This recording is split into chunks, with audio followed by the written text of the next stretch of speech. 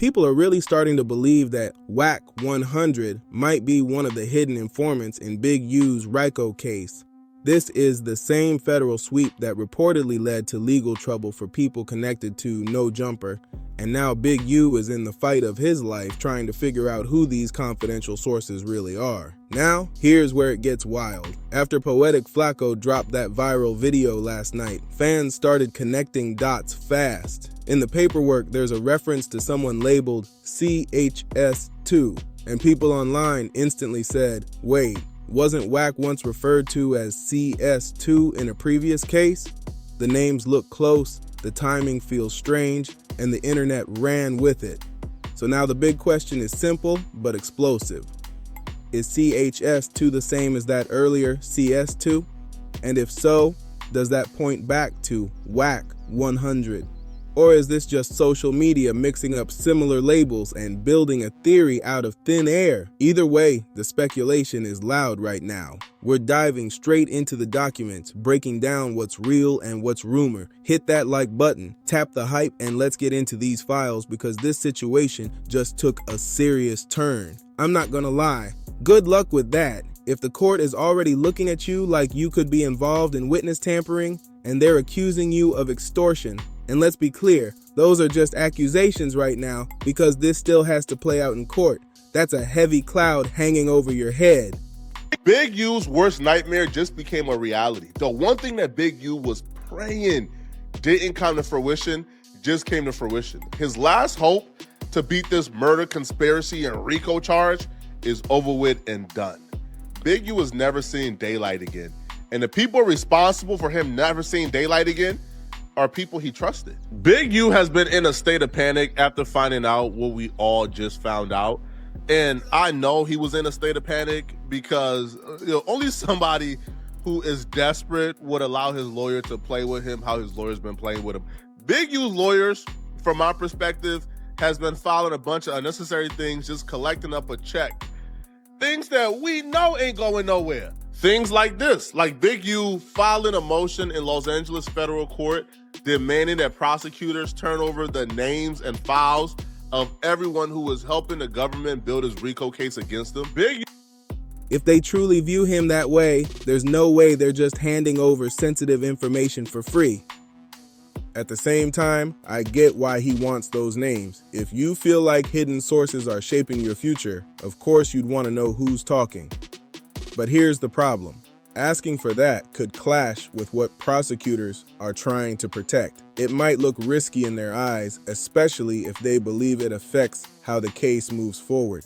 Now, could this somehow flip and work in his favor? Maybe. Nobody here is saying it's witness tampering, and that could be part of the legal argument. It all depends on how his legal team frames it and what angle they push in court. At the end of the day, I'm guessing his attorneys are the ones making these moves behind the scenes. Let's keep going and see where this heads next. Allegedly, and I mean allegedly, these are the accusations being thrown out there. The government can build whatever picture they want in court, and they know how to make it sound powerful. But just because something sounds official doesn't mean it's automatically fact. Big U's lawyer says he can't defend himself properly without knowing who's talking and what they actually says. Big U is currently fighting intimidation charges, extortion charges. You think the judge is about to grant you guys the names to the known and unknown informants as Big U is asking for? He's not just asking for the cooperating witnesses who are going to take the stand against him.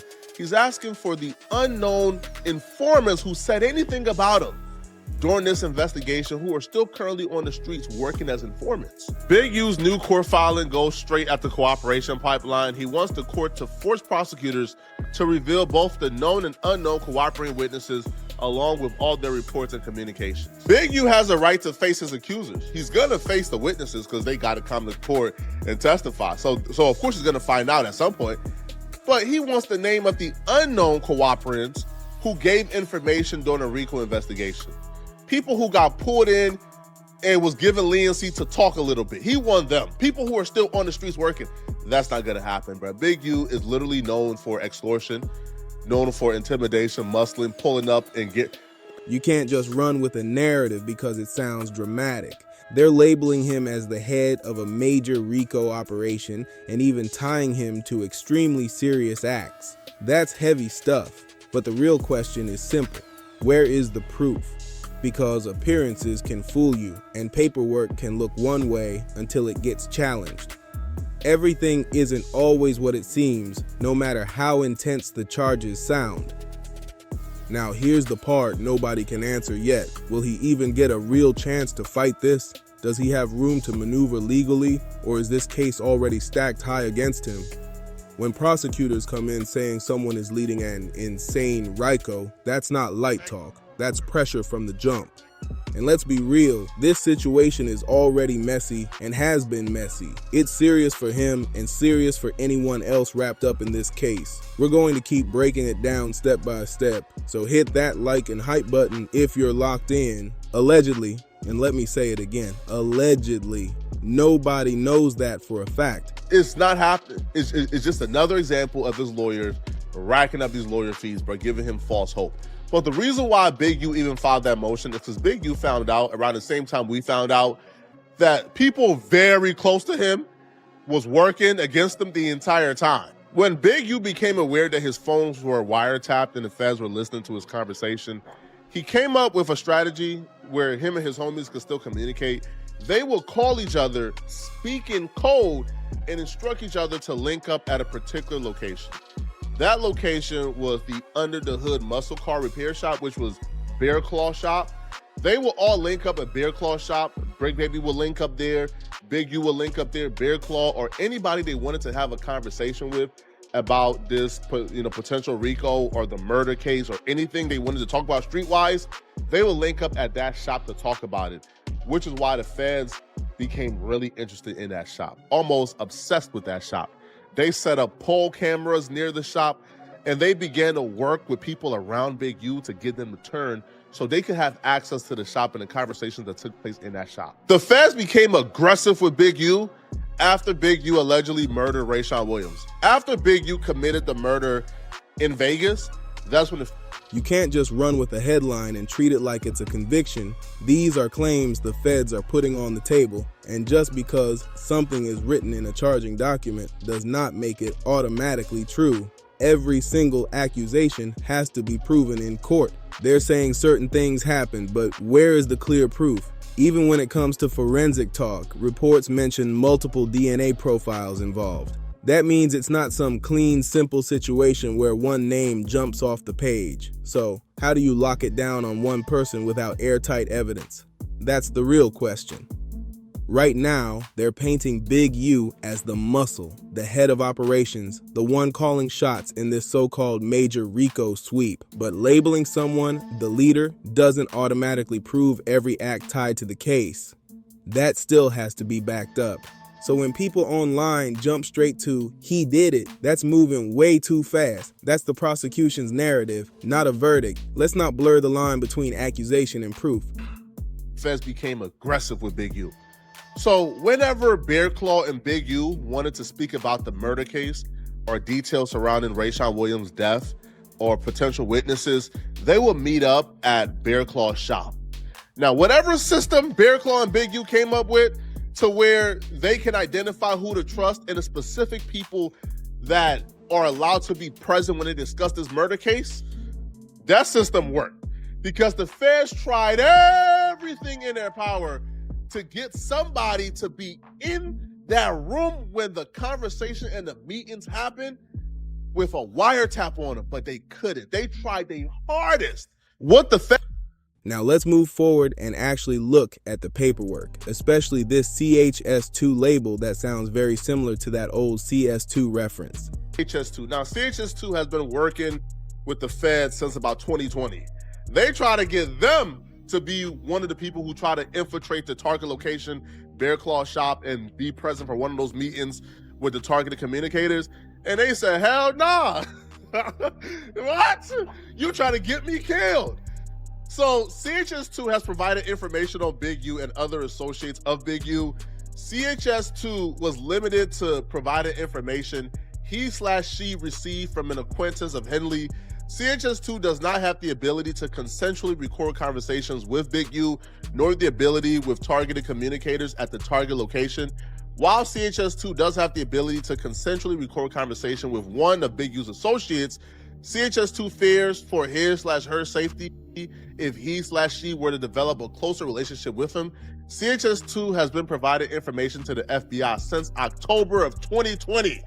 That's where things start getting interesting. Since October 2020, y'all hear that timeline? Now think about it. Who does that remind you of? Around that same period, Wack 100 was publicly going at Big U heavy online. That was when the tension really started boiling over. And remember, this all came after Wack did that controversial interview with 6ix9ine.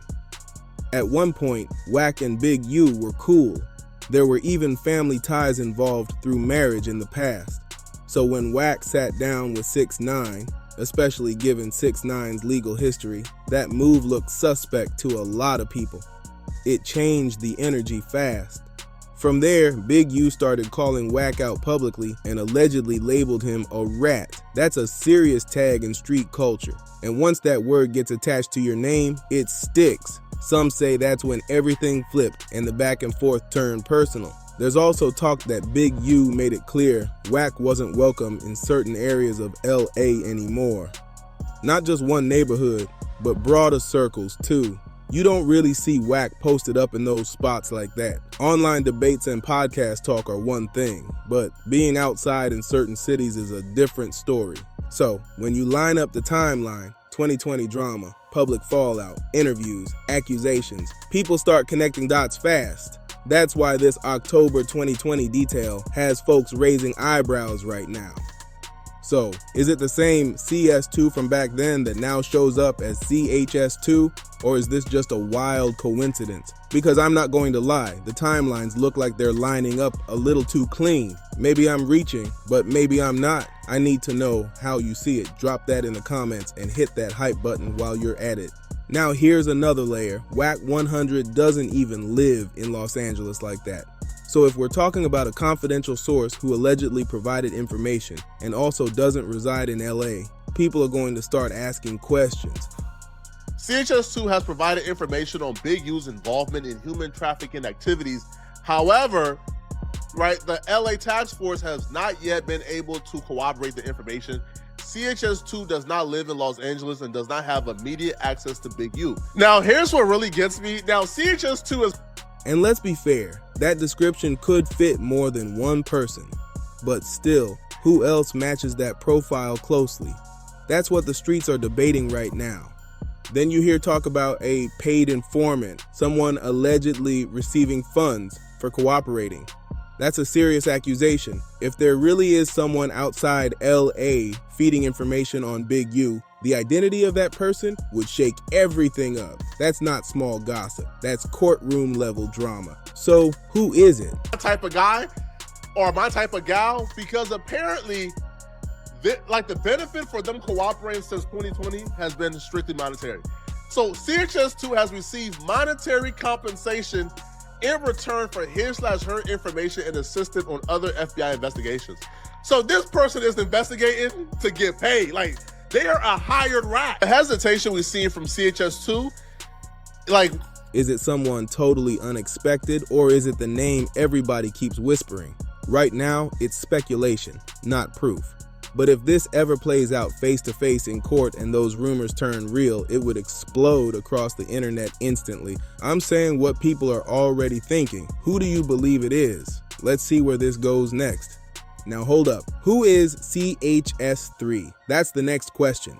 If people are already speculating about CHS2, then what about CHS3? Could one of those labels point back to Wack 100? Or are folks just letting their imagination run wild? Right now, it's all speculation, but the internet is definitely cooking up theories. Some people are joking like, if he's not CHS2, maybe he upgraded to CHS3, like he leveled up or switched code names or something. That's how crazy the rumors are getting. It's almost turning into meme culture at this point, with people saying he evolved like a cartoon character changing forms. Was recurring, right, among the other rats. See, the rats felt comfortable hearing something and coming back and snitching.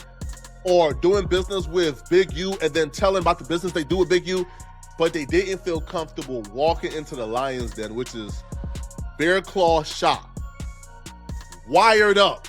They didn't feel comfortable doing that, bro.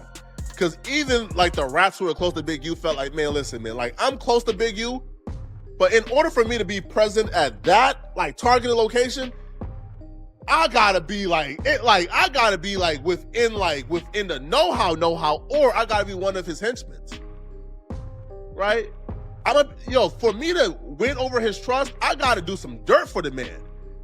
And then, I've never been to this targeted location. I've never been in those meetings. I don't know if everybody is pat down for wires beforehand. I go to the meeting, I get pat down, there's wires down, guess what, I'm dead. CHS2 couldn't do it, so they try to get one of their most trusted rats, CHS3, to do it.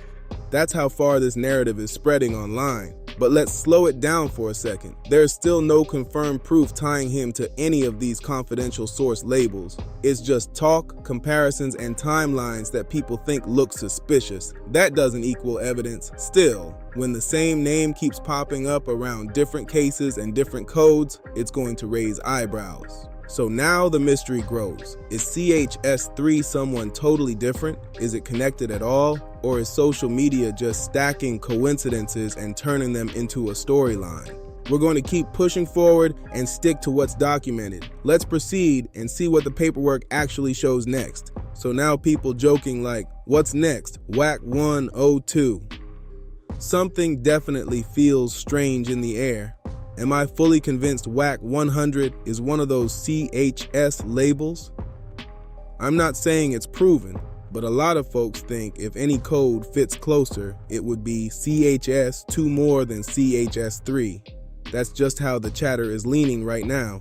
But let's be clear, this is speculation, not paperwork proof. We're connecting dots based on timelines, past cases, and public drama. And until something is officially confirmed in court, that's all it is, talk. Still, the similarities have people side-eyeing the whole situation hard. Apparently CHS3 was able to make multiple controlled narcotics purchases from the Rolling 60s, and he has access to Rolling 60s, limited access to the Rolling 60s.